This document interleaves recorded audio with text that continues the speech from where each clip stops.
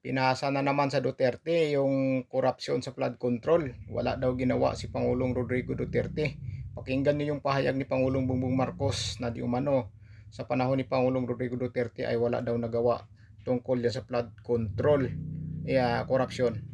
Bakit ang mga nakaramba na Pangulo, may nakita ba kayong ginawang ganon? Meron ba silang kinulong? Meron ba silang finish na account? Meron ba silang mga investigation na ginawa? Wala. What happened last year or the year before, then we can see that the pattern extends beyond 2022, back beyond 2022, and back to about that time, 2017, 2018. And at the time, President Duterte acknowledged that there were great problems in terms of the flood control projects, pero wala namang nangyari. Having acknowledged it, he did not find accountability in anybody. So I guess that was left up to me to do. And so we are still doing it. We're still working on it. As I said, the more we look, the more we investigate, the more we find. Kung hindi ko sinabi yung sinabi ko sa SONA, wala tayong pinag-uusapan na ganito. I'm the one who exposed all of this. And I'm the only one that has started to do anything about this. Bakit ang mga nakaramba na Pangulo, may nakita ba kayong ginawang ganon? Meron ba silang kinulong? Meron ba silang finish na account? Meron ba silang mga investigation na ginawa? Wala. Sa akin lang. Tapos sasabihin, ako daw ang may kagagawan. Kung talagang racket ko yun, ba't ko sisirain yung racket ko? Di ba? That makes absolutely no sense. So... Is it as a selective justice? I'm sorry? Selective justice. What about selective justice? Pinipili lang daw yung mga kinakasuhan, yung mga iniimbestigahan. No, from the time that we formed the independent commission, sinabi ko, we'll just follow the evidence. And we'll continue to do that.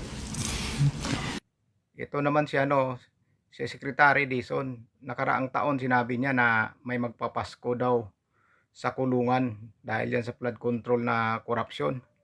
Tapos wala naman. Ang tangi nilang napakulong si senador o dating senador Bong Revilla. At wala nang iba yung mga sinasabi niya na magpapasko sa kulungan na mga big face, wala naman. Grabe. Tapos ngayon, si Jingo Estrada ang nakulong. Tapos ngayon si Senador Marcolita wala namang flood control. Ang inuungkat nila kay Senador Marcolita ay yung donasyon. Kinalaman yun sa corruption yung donasyon. Tapos yung flood control, yung pinangalanan ng X-18 Marines, wala man lang inimbestigahan kahit isa doon.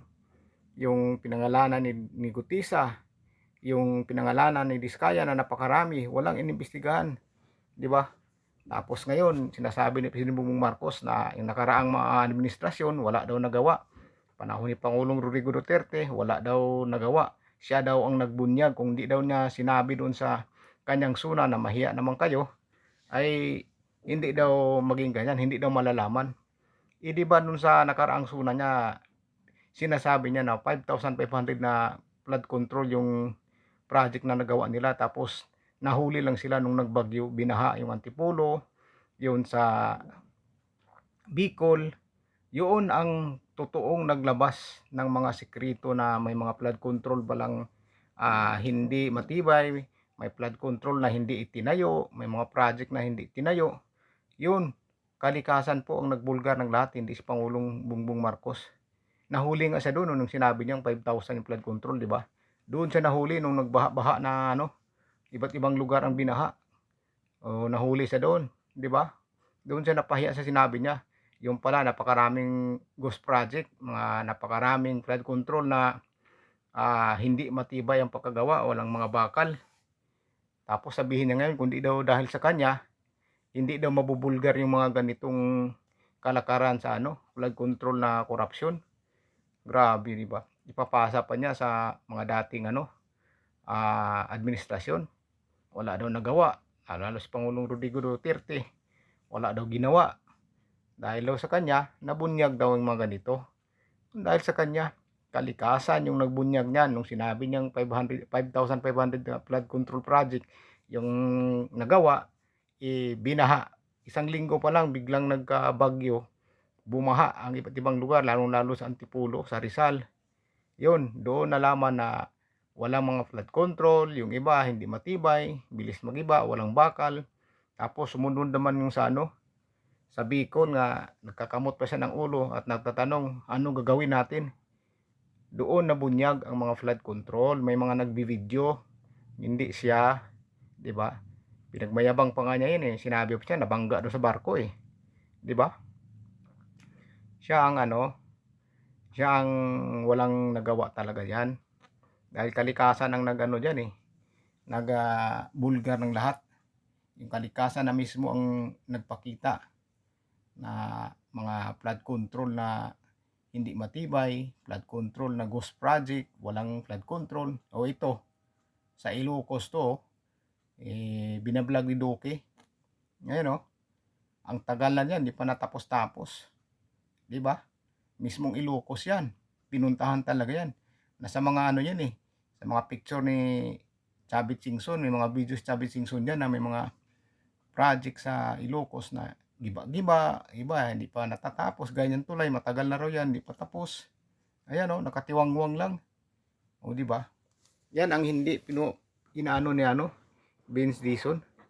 Hindi niya talaga inimbestigahan ng maayos yung diyan. Bakit hindi pa natatapos? Grabe. Sa mga Duterte na naman ibabaling yung ano. Saka masaklap, biruin mo, sabihin, sinabi niya na siya daw talaga ang nagbulgar. Kung hindi niya sinabi doon sa suna niya, hindi daw malalaman ang lahat. Hindi malalaman, kalikasan nga nagbulgar niyan eh. Pinagmayabang niya na 5,500 na flood control. Tapos, sinabi niya na wala daw ginawa yung nakaraang administrasyon sa kay Pangulong Rodrigo Duterte. Pag-upo nga niya nung June 30, yung June 30 na pizza, 2022, binuwag niya kaagad yung PACC, yung PAC, yung Presidential Anti-Corruption Commission. Binuwag niya kaagad. Yun yung mga naghahabol o nag-iimbestiga sa corruption sa gobyerno. Binuwag niya kaagad. Bakit niya binuwag yun, di ba? Yun ang una-una niyang binuwag na departamento na itinayo ni Pangulong Rodrigo Duterte na maghahabol at magkakaso sa mga opisyal ng gobyerno ng mga korap. Tapos nung naupo siya, June 30, binuwag niya kaagad. Kahit i-google nyo pa, makikita nyo dun kung kailan niya binuwag yung PAC, yung Presidential Anti-Corruption Commission. Yung nagkakaso si Pilingka yung ano dun eh. Ano doon, yung namumuno doon. Tapos, pag-upo ni Bongbong Marcos, binuwag niya agad. Wala na nag-iimbestiga ng mga opisyal na korap dahil binuwag na yung departamento na tinayo ni President Rodrigo Duterte para sa mga korap na mga opisyal at makakasuhan, mag-iimbestiga. Binuwag, ayan, Ilocos nga, wala eh. Wala nga, tapos sabihin siya yung nagbubulgar sa lahat. Maniwala ba kayo doon?